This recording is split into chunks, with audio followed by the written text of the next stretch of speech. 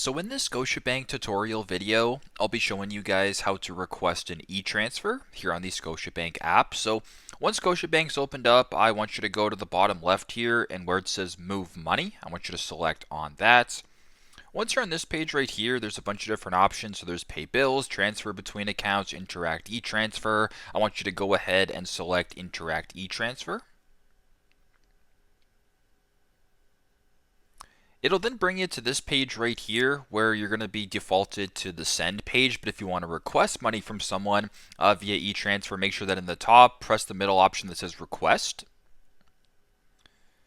So once it is requested, you can go ahead and select the contact in which you want to request it from, the amount of money and the account that you want to, and the amount right here. So if you wanted to, $100, for instance, you could press 100, make sure that your account is selected and the contact selected. If all looks good, just slide this bar at the bottom to the right, and then you can request the e-transfer this way. So very simple, very straightforward. That is how to request an e-transfer on the Scotiabank app.